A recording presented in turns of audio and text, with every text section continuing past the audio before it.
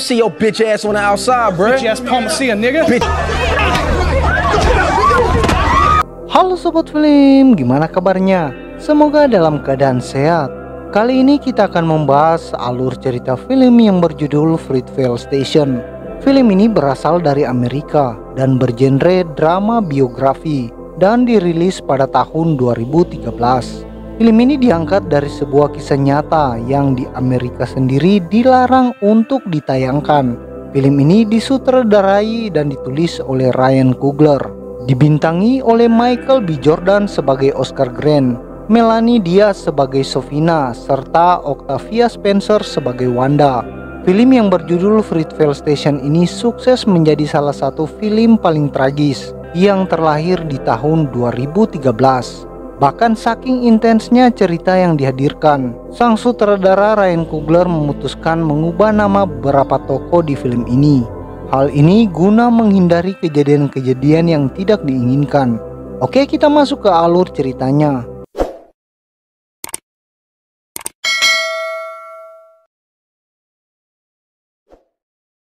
Di awal cerita kita akan memperkenalkan pada kehidupan sebuah keluarga terdiri dari Oscar, Sofina, dan anak mereka, Tatiana yang biasa dipanggil T.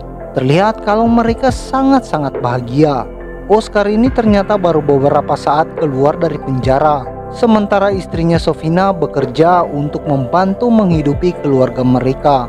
Oscar selalu mengantar sang anak ke sekolah dan istrinya ke tempat kerjanya. Setelah mengantarkan istri dan buah hatinya, Oscar pergi ke suatu tempat dengan mobilnya. Saat di perjalanan, ia menelepon ibunya. Ibunya lalu meminta Oscar membeli kepiting di toko untuk dimasak nanti malam di hari ulang tahunnya, yang kebetulan juga bertepatan dengan saat malam pergantian tahun. Oscar pun akhirnya pergi ke sebuah supermarket.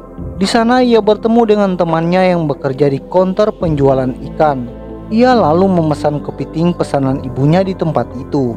Di sana ia bertemu dengan seorang wanita kulit putih yang sedang kebingungan memilih ikan untuk ia masak. Oscar pun lalu menawarkan bantuan. Ia menelepon neneknya untuk membantu wanita itu memilih ikan yang tepat. Wanita itu bernama Katie. Hi, Grandma Bonnie. Lalu tak lama Oscar pun mendekati seorang supervisor di sana. Dia terpaksa meninggalkan Katie yang masih berbicara dengan neneknya di telepon. Ternyata Oscar pernah bekerja di tempat itu. Dia baru saja dipecat beberapa waktu yang lalu karena sering datang terlambat. Sekarang dia meminta dipekerjakan kembali oleh mantan atasannya itu. Tapi atasannya berkata tidak karena ia sudah merekrut seorang karyawan baru untuk menggantikan posisi Oscar yang dulu. Kemudian Oscar pun lalu pulang ke rumahnya. Ia terlihat sangat kebingungan karena tidak ada pekerjaan. Lalu ia menghubungi temannya dan berjanji bertemu di suatu tempat. Ia lalu mengambil sebuah bungkusan kecil di atas lemari bajunya dan pergi menuju tempat tersebut. Saat sedang mengisi bensin, Oscar melihat sebuah mobil yang menabrak seekor anjing liar di jalan. Oscar memarahi orang yang mengendarai mobil itu. Lalu ia menepikan anjing yang malang itu. Pada momen ini memperlihatkan kita bahwa Oscar sebenarnya adalah orang yang perhatian banget. Oscar pun melanjutkan perjalanan. Ia akan bertemu dengan temannya di sekitar parkiran tepi pantai. Sambil menunggu, Oscar merenung dan mengingat kembali masa lalu beberapa tahun sebelumnya ketika ia masih menjadi seorang tahanan. Ibunya yang bernama Wanda datang menjenguknya di penjara. Di sana mereka bertengkar karena ibunya cukup kecewa padanya. Ketika itu seorang napi lain juga mengganggu pertemuan Oscar dan ibunya. Ia menghinanya dan menghina Wanda, ibu dari Oscar. Oscar pun terbawa emosi dan hampir berkelahi dengannya sebelum petugas datang menenangkan mereka. Pada momen itu juga Wanda bercerita bahwa T, anak perempuannya, selalu menanyakan Oscar. Kemudian ibunya berkata pada Oscar jika ia benar-benar menyayangi anaknya, ia harus bersikap baik di penjara itu agar masa tahanannya tidak diperpanjang dan bisa berkumpul kembali dengan keluarganya tahun depan. Setelah renungannya itu dan penuh penyesalan, Oscar lalu membuang semua isi bungkusan yang tadi ia bawa ke laut. Ternyata bungkusan itu berisi ganja. Oscar berniat menjual bungkusan itu ke temannya karena ia sedang sangat memerlukan uang. Tapi mungkin karena sekarang ia sudah ingin mulai memperbaiki hidup, ia membuang semua ganja tersebut ke laut dan mengurungkan niatnya untuk menjual barang haram tersebut. Tak lama kemudian temannya pun akhirnya tiba di tempat itu. Lalu Oscar meminta maaf kalau dia tidak membawa barang yang ia janjikan. Ia beralasan bahwa ganja miliknya telah ia jual pada orang lain karena mereka mau membayar lebih mahal dari harga yang biasanya. Oscar lalu memberi sebuah lintingan kecil yang sengaja ia sisakan sebagai permintaan maaf pada temannya itu. Tak lama kemudian Oscar lalu menjemput istrinya sepulang ia bekerja. Istrinya sudah membeli sebuah kue untuk dibawa ke rumah ibunya Oscar nanti malam. Saat membuka pintu mobil, Sofina sedikit marah karena mencium bau ganja di mobil mereka. Ia mengira Oscar baru saja mengisap ganja sebelum menjemputnya. Oscar pun mencoba menjelaskannya. Mereka berdua lalu menjemputi lalu bersiap berkunjung ke rumah orang tua dari Sofina. Di sana Oscar ternyata baru bercerita pada Sofina bahwa ia sudah dipecat dari pekerjaannya sejak 2 minggu yang lalu. Awalnya Sofina sangat marah dan kecewa karena baru diberitahu mengenai hal itu. Ia juga merisaukan tentang biaya hidup mereka yang tentunya akan terpengaruh. Tapi amarahnya mulai mereda setelah Oscar juga menceritakan tentang ganja yang baru saja ia buang ke laut. Oscar berkata bahwa dia ingin mencoba berhenti mengisap ganja dan mencoba mencari lagi pekerjaan yang legal. Malam hari pun tiba. Oscar dan keluarga besarnya berkumpul untuk merayakan hari ulang tahun ibunya, sekaligus merayakan malam tahun baru bersama. Mereka berbahagia menikmati momen kebersamaan mereka yang sudah lama mereka dambakan. Setelah beberapa lama di sana, Oscar berkata pada ibunya bahwa dia dan Sofina akan pergi keluar merayakan malam tahun baru bersama teman-teman lama mereka. Ibunya lalu menyarankan mereka agar mereka naik kereta saja karena khawatir mereka akan minum-minum di malam itu. Oscar menerima saran dari ibunya. Ia lalu mengajak semua temannya untuk sama-sama menaiki kereta. Oscar, Sofina, dan Ti pun akhirnya pamit pada semua orang yang ada di sana. Mereka lalu pergi ke rumah kakak dari Sofina untuk menitipkan Ti pada malam itu. Saat hendak pamit, Ti mencoba menahan ayahnya itu untuk tidak pergi. Ti sepertinya sedang tidak ingin ditinggalkan dan memiliki firasat buruk. Tapi Oscar berjanji akan mengajak Ti membeli pizza esok hari. Ia dan Sofina pun akhirnya tetap pergi. Di perjalanan sebenarnya Oscar mengajak istrinya untuk kembali ke rumah dan merayakan malam pergantian tahun kali ini lain kali saja. Tapi Sofina sepertinya sedang sangat ingin pergi di malam itu. Mereka pun akhirnya sampai di stasiun kereta. Teman-teman mereka sudah menunggu di sana. Mereka lalu menaiki kereta menuju San Francisco untuk merayakan pesta malam tahun baru di sana. Terlihat kalau suasana dalam kereta pada malam itu sangat padat dan ramai. Di tengah perjalanan, kereta yang mereka naiki mengalami gangguan sehingga harus berhenti sementara di tengah jalan. Hal itu membuat semua orang dalam kereta itu terpaksa melewati detik-detik pergantian tahun di dalam sana. Tapi walau begitu, semua orang masih dapat bersukacita bersama-sama.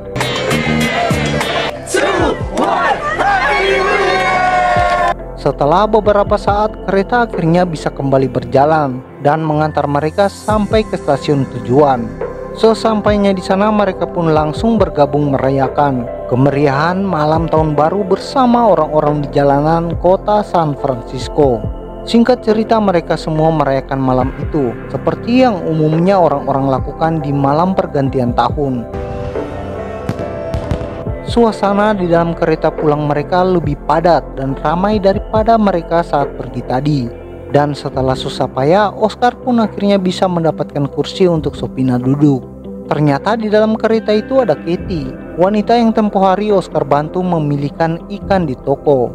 Katie memanggil nama Oscar dengan lantang. Dia menyapa Oscar dan mengucapkan selamat tahun baru. I'm good. Happy New Year. Happy New Year.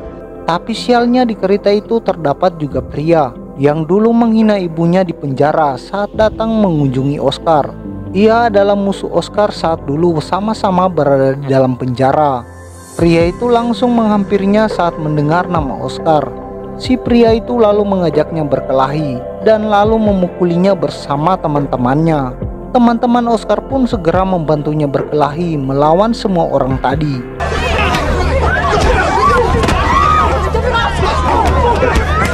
Suasana sangat ricuh di gerbong itu, sampai membuat kereta dihentikan karena polisi keamanan di sana ingin menangkap semua orang yang terlibat perkelahian.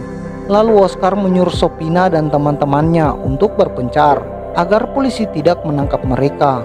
Sofina berhasil keluar melewati gerbong depan, tapi sayangnya polisi bisa mengidentifikasi dan menangkap Oscar dan teman-temannya. Hal itu sebenarnya tidak adil bagi mereka, karena musuh Oscar yang lebih dulu mulai perkelahian tidak ikut ditangkap. Ketika itu mereka semua dipukuli oleh polisi-polisi yang menangkap mereka, padahal mereka semua tidak melawan.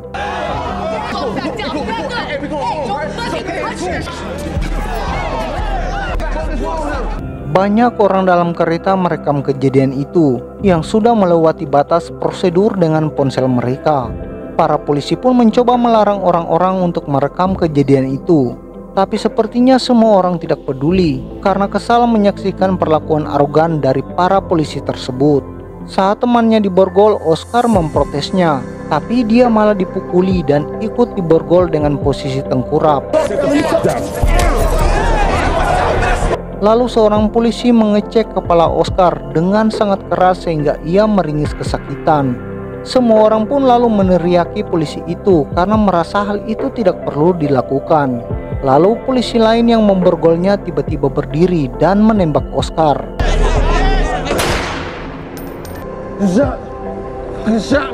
Sontak saja semua orang kaget.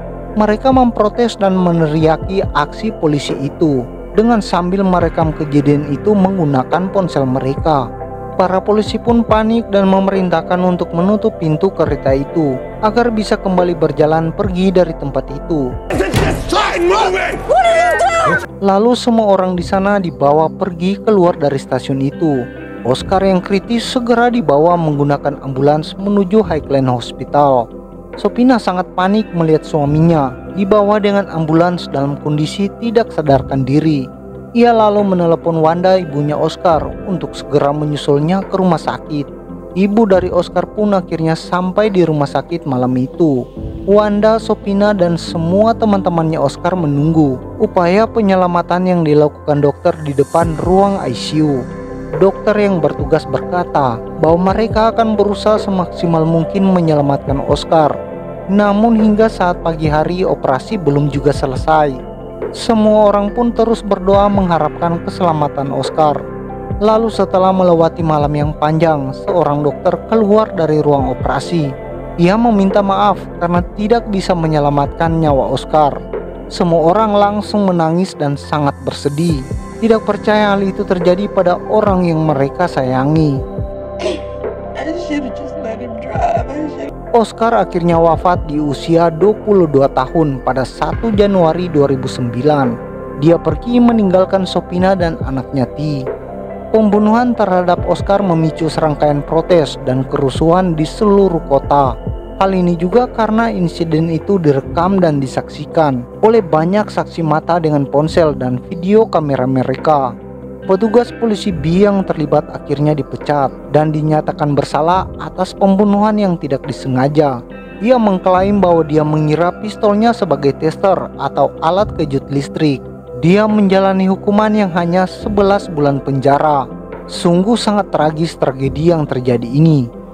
As you can see, a number of people in the station are confused and screaming. The officer then pulls out a weapon and shoots. Mungkin saja Oscar Grant yang malang benar-benar akan mengubah hidupnya menjadi lebih baik, atau mungkin juga tidak. Tapi film dari Ryan Coogler ini mencoba menepis semua keraguan dengan menghadirkan berbagai isi percakapan yang hangat dan penuh makna dari Oscar pada orang-orang yang di sekitarnya. Dan bila menggunakan asas praduga tidak bersalah, film ini akan membawa kita untuk memiliki sikap yang berpihak pada kemanusiaan. Terlebih juga bila kita melihat isu rasisme yang ternyata masih ada sampai saat ini, yang membuat polisi di stasiun itu bisa berbuat seenaknya karena Oscar dan teman-temannya berkulit hitam. Dirilis pertama kali pada 11 Januari 2013 di Sundance Film Festival. Film ini banyak meraih penghargaan di sepanjang perjalanannya dan juga banyak masuk nominasi pada Academy Award tahun 2014. Film ini mendapat nilai 7,5 dari 10 nilai di IMDb dan 94% dari 100 di Rotten Tomato. Film ini sangat layak untuk kalian tonton untuk melihat dan mengambil pelajaran dari sebuah kejadian tragis yang benar-benar terjadi di luar sana. Sekian alur dari film ini. Jangan lupa tinggalkan komentar untuk memberi pendapat tentang film ini. Kita jangan pernah berhenti menyerukan ketidakadilan yang terjadi. Sikap benci pada golongan tertentu hanya akan menimbulkan perpecahan. Mari kita sama-sama menjaga kerukunan di lingkungan kita sendiri. Oke, sampai jumpa di alur cerita film berikutnya.